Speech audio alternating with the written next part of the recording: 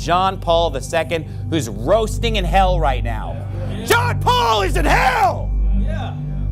Oh, how dare you say it? He's right there with Mother Teresa. Yeah. Well, then go back to the Mother Catholic Church. Yeah. That's drunken with the blood of the saints and drunken with the martyrs of Jesus, that has murdered and killed and tortured true believers. Bless the Lord, O my soul, and all that is within me, bless his holy name. Hi, thanks for tuning in to Armor of God. As always, thank you so much for taking the time to be here with us. And I hope what we've put together here will be edifying and educational for all of you. Now, before we get to the clips that I've prepared for you, I'd like to share this very short video that I came across while I was putting this video together. I, for one, do not like to group all non-Catholics under one umbrella like this pastor here, because for the past 1 year of running this channel, there are indeed a lot of you here who are non-Catholics, and yet genuinely asking a lot of questions about the Catholic faith and the spirit of learning, and be open enough to listen to the answers from our Catholic priests. However, it is also undeniable that there are a lot of hate comments that I came across on a daily basis as well in regards to the Catholic Church. And I think when someone is listening to this kind of angry pastor, I think I understand how those comments came about in the first place. And Augustine is a liar and a false teacher justifying the deeds of his wicked, pagan, idolatrous Roman Catholic Church. That's where he came up with this. And the Bible says, as a thorn that goeth up into the hand of a drunkard, so is a parable in the mouth of fools. Yeah. John Paul II, who's roasting in hell right now. Yeah. John Paul is in hell! Yeah. Oh, how dare you say it? He's right there with Mother Teresa. Yeah. Well, then go back to the Mother Catholic Church. Yeah. That's drunken with the blood of the saints and drunken with the martyrs of Jesus, that has murdered and killed and tortured true believers, and heretics and Jews and everybody else. Yeah, all the blood that's shed on the earth of all kinds of people, but including biblical Christians. And you have the gall to get offended when I tell you that the leader of this cult is in hell today. He's burning.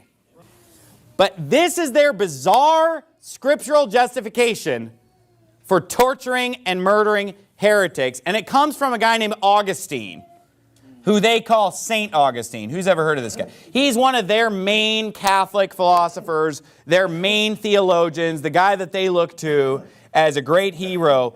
Augustine gave them this wonderful reason for torturing and killing people who would not be Catholic. Goes back to Augustine. Now, before you start commenting on the clips of cats and dogs I've included in that video just now, some of you said I shouldn't include those clips because we're addressing serious subjects here. Well, be it as it may, for that video in particular of the pastor bashing the church, I feel sorry for him and pray that one day he will come to see the truth. On the other hand, I love my Catholic faith and I am more than willing to answer questions from non-Catholics whenever they ask in the comment sections or direct their questions to the Catholic priests that I'm in contact with. But for those who are just here to bash, mock, and insult, I wouldn't be wasting my time responding to those comments anyway. Now, it's rather unusual for me to start a video this way, and so let's get back to the clips I put together for all of you before I came across that video of the angry pastor. And I'll start with Father Joseph Iannuzzi, and here he talks about how the devil knows that his time is running out. And how does he know that his time is running out? Well, listen to Father Iannuzzi's explanation here. Remember, Satan knows his time is short because Satan can quote scripture, as we know from Jesus being tempted by Satan 3 times in the desert. Satan knows the scriptures. He knows that his time is short. He knows that Mary is appearing throughout the world in the last 150 years more than in the last 6,000 combined. So he knows that something is about to go down, and it's happening already. So God can permit evil without condoning the evil, much like he did with original sin, that he availed himself of to raise mankind to a greater glory than mankind would have experienced had there been no sin, otherwise known in the writings of St. Augustine as happy fault. Same thing with the incarnation, passion, death, resurrection, and sending forth of the Holy Spirit by Christ. That would not have happened had there been no sin. Yes, Christ would have become incarnate had Adam and Eve not sinned, but not to suffer, die, and resurrect. But because of sin, he underwent those outrages, buffetings, ignominies, in order to raise human nature to a greater glory than it experienced in the beginning. And Father Iannuzzi also explained about how the devil has been fixed on seeking to take vengeance upon all women in spite of the Virgin Mary. The purpose of our existence here is to allow ourselves to conform to the teachings and example of Christ, the Messiah, who is God, and who wishes to divinize us to become other Christs in the world to help save with him souls from Satan's grasp. For this reason, Jesus from time to time intervenes in human history, and he always chooses in every generation a prophet, that is, what we refer today as a mystic. The Old Testament had prophets. Every generation had a prophet. Some believe, erroneously, that prophecy has ended with Christ, but it has not. Case in point, the apparitions of the Blessed Virgin Mary at Lourdes, at Fatima, and elsewhere, where the Church has acknowledged these apparitions as authentic. Mary, in these cases, was a prophet. So prophecy continues after Christ in the Blessed Mother, and not just in Mary, but also in those whom God handpicks, which we refer today as mystics or victim souls like Padre Pio of Pietrelcina, St. Francis of Assisi, St. Catherine of Siena, St. Bridget of Sweden, because since the proto-evangelium in Genesis chapter 3, where God foretold the defeat of Satan at the hands of a woman, or rather at the heel of a woman, who would crush the ancient serpent's head, Satan has been fixed on seeking to take vengeance upon all women in spite of the Blessed Virgin Mary, whom he finds himself under and defeated by in the last book of the Bible, in the book of Revelation. If in chapter 3 of Genesis, the first book, Mary's prophesied as the one who would conquer Satan, in the last book of the Bible, chapter 12 of the book of Revelation, she appears as the woman clothed with the sun, with the moon under her feet, and on her head a crown of 12 stars, engaged in battle with the dragon. And we know the outcome, that Our Lady prophesied at Fatima, that in the end her Immaculate Heart will triumph in and through the white army of souls in an effort to save souls from his grasp. And for the following clips, I'd like to share something from Father Daniel Reehil instead, and the question that he's addressing here is quite interesting. Is it possible to recognize the action of the devil in a person? And also, is it possible that the devil has understood you recognize him? And the answer to this is yes and yes, 100%. When somebody is manifesting from the occupation of an evil spirit, it is very clear. I mean, even the most clueless people would recognize this person has a problem. Now, they may not identify it as the devil. They may falsely diagnose it as maybe they have epilepsy, maybe they have schizophrenia, maybe they have this, that, the other thing. But when you truly see the evil in somebody, you can see it through their eyes, you get it. And the other fact is that when you do recognize it, that spirit also recognizes, because they're far smarter than we are. They know things we don't know. And they can recognize when you recognize them. And so that's absolutely true. This happened to me. The first time it ever happened to me was actually, of all places, can you imagine, in Lourdes. I was online to go into the baths, and about 20 feet ahead of me was a very small little woman who suddenly started, for lack of a better term, freaking out. And she was flailing and wailing and screaming and throwing herself on the ground. And then out of the blue came this very dark, deep men's voice that started growling and screaming at the people around her. And it immediately, I could feel the hair stand up on the back of my neck, and I just knew this is demonic.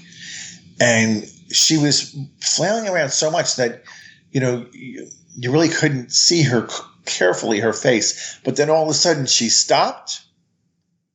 And it was almost like that phrase, she set her face like flint right in my direction and looked right at me.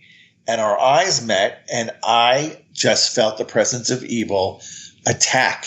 So I jumped behind one of those big columns, as if I could hide behind a big marble column.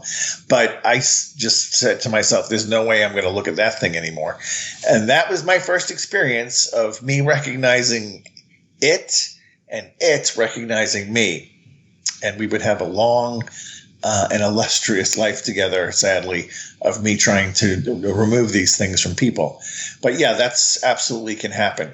As I said many times before, I love listening to Father Reehil because he addresses a lot of current issues in the world today, especially Hollywood, politics, and many more. And this time, Father Reehil talks about the billionaires and the inequality of wealth in the world today. There's also a point in the video where he talked about a certain virus that supposedly hit the world back in 2020, but I have to cut that part out because YouTube is hypersensitive when it comes to that particular pandemic era, to a point where if YouTube don't like the message that you're sending out when it comes to that virus, the video will be taken down by them. Which is also why I've been posting regularly on Twitter these days, because I don't have to be restricted by the various rules and regulations set by YouTube.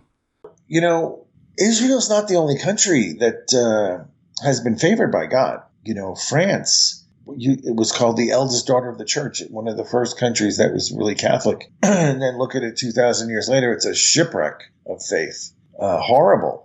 Many parts of France are now 100% Muslim, and they're running Sharia law. They're no longer practicing any kind of Judeo-Christian practices. And that's what happens when you turn away from God. He doesn't force us to stay with him, but he can withdraw his protection if you don't want to be with him. And that's what's happened to France. I think that's happened to Italy. Italy's a mess too. America, not far behind.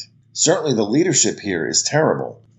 I would say an antichrist spirit has invaded our country, at least at the top levels of leadership. And there's still, you know, many parts of the country are very devout and wanting to seek and serve God and want to live in peace and don't want to offend God. But it's the loudmouth voices from the people that have the microphone, basically the media, Hollywood, and Madison Avenue, that keep forcing the sin upon the whole country. God's not going to put up with it forever. My hope is he would just either convert these people or remove them from power. But even worse case than that would be that maybe there's going to be some sort of a little correction for our country too.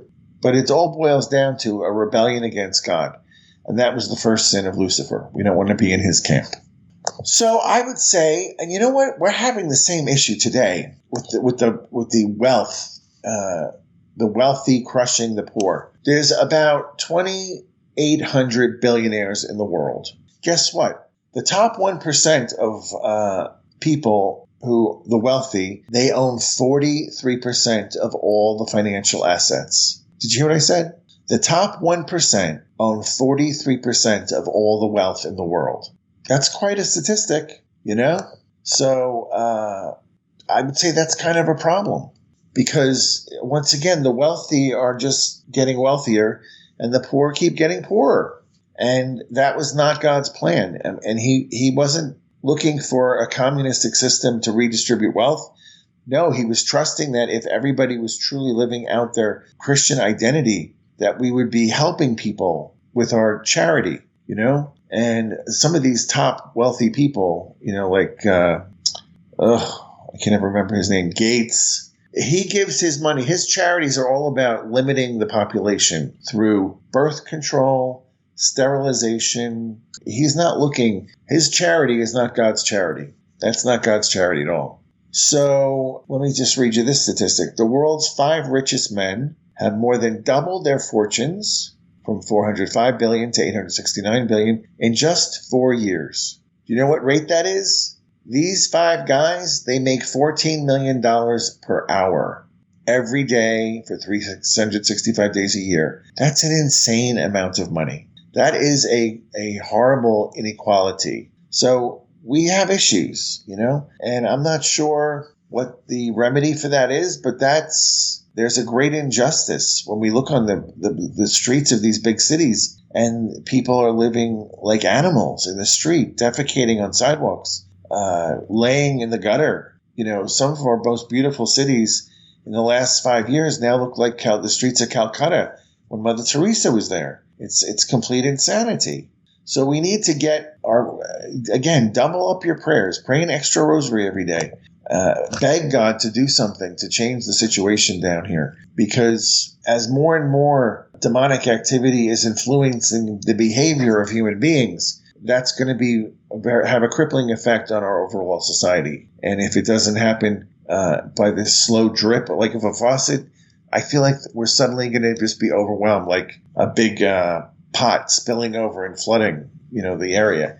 It's the tipping point is here. For the second half of this video, just like in the past few videos, I am going to share several questions answered by Father Fortea. And the first question this time is this: how can a demon hide his presence in the possessed? And according to Father Fortea, this is a major theme in cases of possession, and it is vitally important because many demons will try to trick exorcists, leading them to believe that someone is not possessed. There are different tricks a demon can use to remain undetected, depending on whether he is clausus or apparatus. If the demon is clausus, he will first try to hide and not show himself. Some can resist showing themselves for 5 minutes or more. That is why it is important to speak to the supposedly possessed person before blessing him to determine whether it is a credible case of possession. If the possession seems credible, the exorcist has to insist in the prayer of blessing for more time.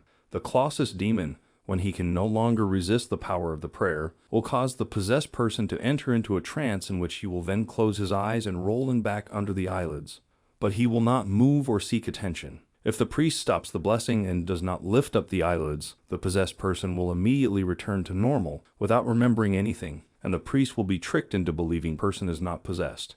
If the demon is apparatus, on the other hand, he will do exactly the opposite from what has been explained about the clausus demons. The apparatus will open the person's eyes and say that what the possessed is suffering is merely psychological. He will laugh at the exorcist as he prays and will ask him what sort of foolish things he is reciting. The demon will challenge whether he is trying to convince himself that the person is possessed. I think there's a scene in the movie, The Exorcism of Emily Rose, that provides a very good example to what Father Fortea talked about here.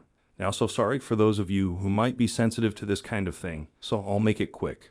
In the beginning was the Word, and the Word was with God. The Word was the And Word. the Word What a was wonderful God. Word it was. And nothing shall by any means hurt you. Anyway, let's continue.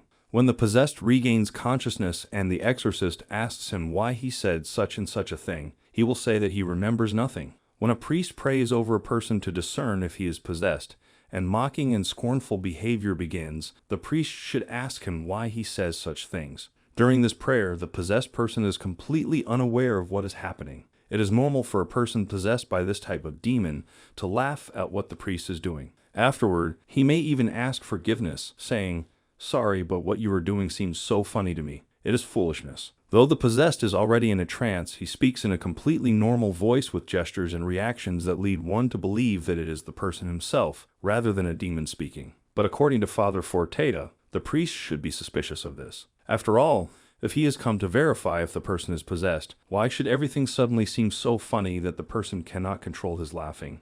Why would the person, now that the priest is praying over him, say his problems are really only psychological when he insisted before that he was suffering from a demon? And if he remembers nothing of what was said, then it is clearly a possession. This will become clearer as the exorcism proceeds. Sometimes the demon uses this strategy even during the exorcism. It is interesting that the demon makes such a desperate attempt to convince those present with a normal voice that in reality what the person suffers from is just a mental sickness, and that they should let him leave. If the exorcist insists, though, himself.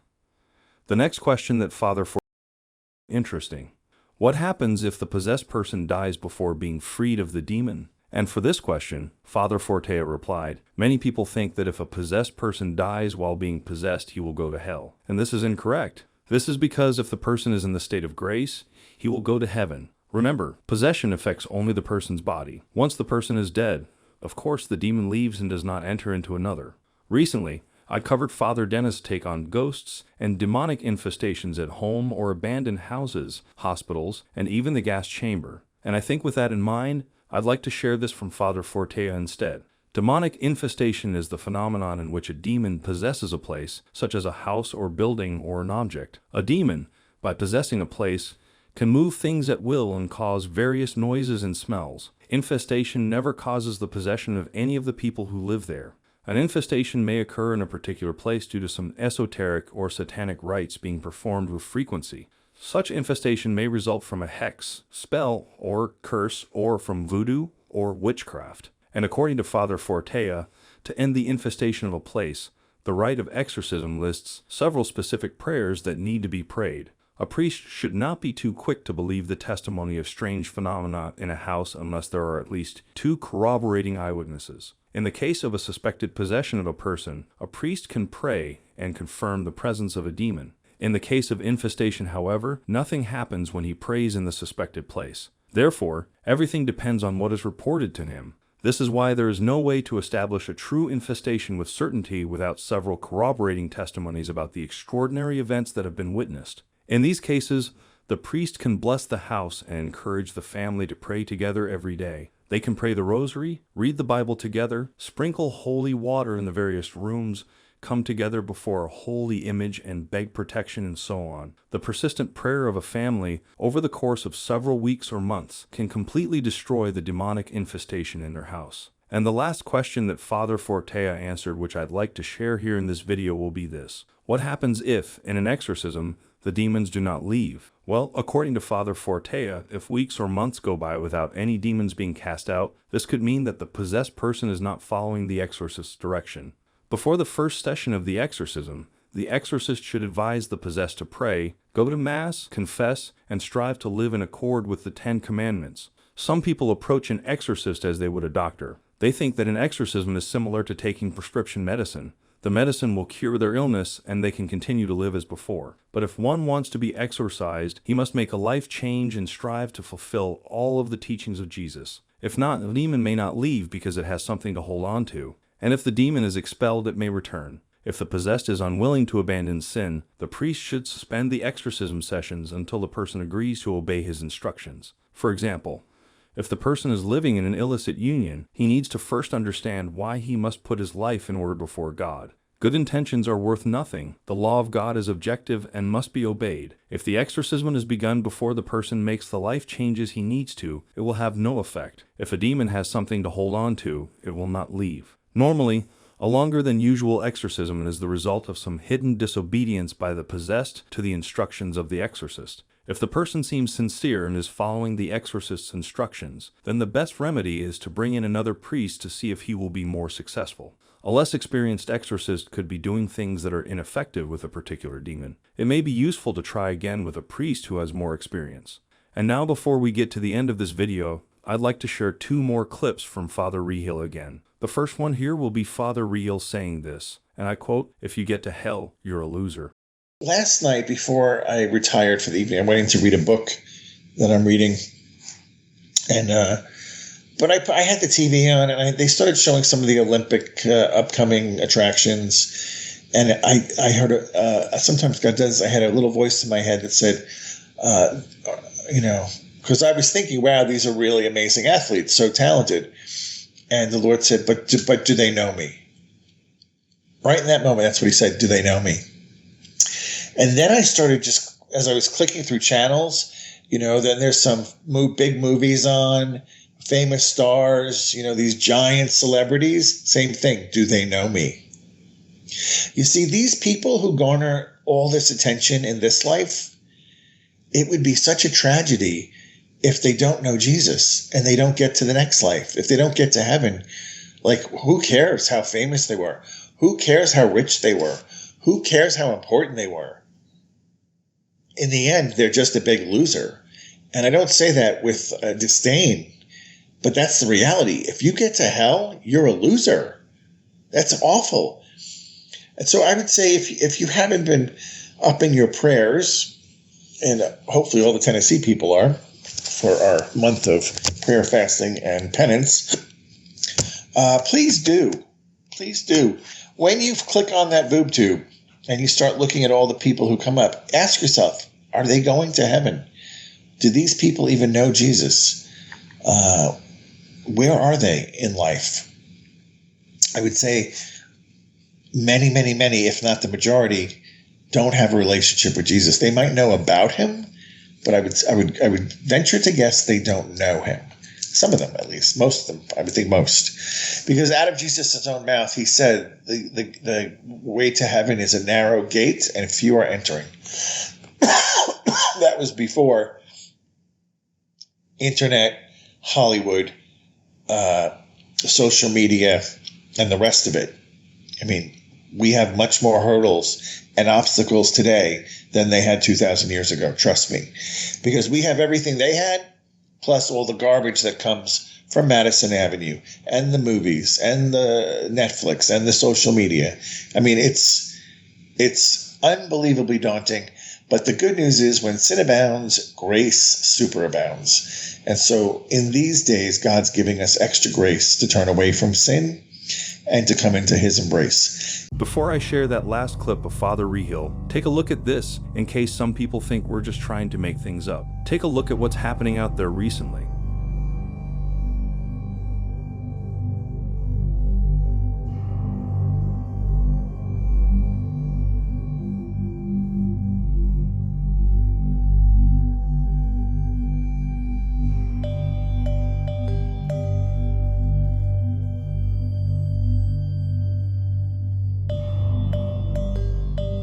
And here now, let me share this clip of Father Reehil. I have a question for you. Would you describe yourself as one who is well or one who is sick? If you are among the righteous and the well, then you really don't have need for a savior. And that would be a terrible misperception that you would have. And what they don't realize is that out of their great pride, they are the ones who most need Jesus because they don't even recognize that they need him. And that is a terrible position to be in. That leads us into the sin against the Holy Spirit, which is the unforgivable sin, which is because they have no intention of looking at themselves through the lens of sin. People who think they're fine, they don't need God, there's no reason for God, I'm good without God. As you know, I've been giving 5 questions to Father Stephen Imbarrato every week for the past 5 weeks, and hopefully this continues for a long time, because there's a lot of positive feedback for this one. And if you have any question for Father Imbarrato, please email them to us. And there's also a lot of questions from non-Catholics as well, which is good. I hope by doing this will help with your understanding. Let me share with you a clip of last week's question and answer with Father Imbarrato here. At several recent family funerals, a number of my family members who are not Catholic insisted on receiving communion, despite my explaining they should not, and the priest inviting only practicing Catholics to come forward. How can I better explain our practice of limiting communion and there are dangers with them receiving? Every single funeral, every single wedding, any time I had communion, with a group where I knew there was a large number of non-Catholics, I was very, very clear, very explicit, and catechized them on who should come up and receive, including Catholics who are not in a state of grace. Okay? So not just non-Catholics, but how about these people who are Catholic, never go to Mass on Sundays, and show up at a funeral and just traipse up and receive communion, right? And I think it's best that you don't explain anything to anyone. All right, look up the teaching of the church, get a document, all right, get a pastoral letter, preferably from your bishop, from a priest, all right, and give it to your family members. Once you do that and they continue doing what they're doing, you've done what you need to do, and the rest is up to them. They heap sin upon sin instead of grace upon grace. Okay, but I would use, official, something from your pastor, your priest. I remember years ago, our Archbishop, Michael Sheehan, God rest his soul, he just died last year, put out a pastoral letter. In the first paragraph of the pastoral letter, he mentioned three times how it was a mortal sin to miss Mass on Sundays. Okay. Great pastoral letter. And in that pastoral letter, he also talked about not receiving communion in a state of mortal sin, all right, et cetera, et cetera, et cetera. I pounded that letter home to my parishioners, all right? And I actually thanked him. I remember I went to some Mass that he can celebrate with the other bishops in the state of New Mexico. And I didn't stay for the reception. I think it was maybe his 25th anniversary as a bishop. And I went to the reception. I wasn't staying for the reception, but I went to the reception just to thank him in front of the other two bishops, and I had a copy of the letter. Thank you for this letter. This letter was so important. I so appreciate this letter, right? In the hopes that maybe the other two bishops would say, what letter? You know, and do the same thing, right? I think it's so important. So find the teaching of the church in regards to this particular topic. Give it to your loved ones. Tell them you're not judging them. You just really would like them to honor the Catholic Church as you honor their particular faith denomination or their lack of faith, whatever. But that they really should pray about and reflect on refraining and be willing to answer any questions. I'll answer any questions, all right? Go up for the blessing if you have to. I don't really give blessings. I just touch the forehead actually with my pinky, because not my consecrated fingers, but my pinky. I just touch their forehead and basically get them to move along. They think that I'm blessing them. So I don't give them a blessing, but tell them, yeah, go up and the priest will give you a blessing. It's usually enough. I've never had a problem, all right? I've never had a problem, but the priest should be catechizing. And if the priest isn't catechizing, then you really should be talking to your priest too.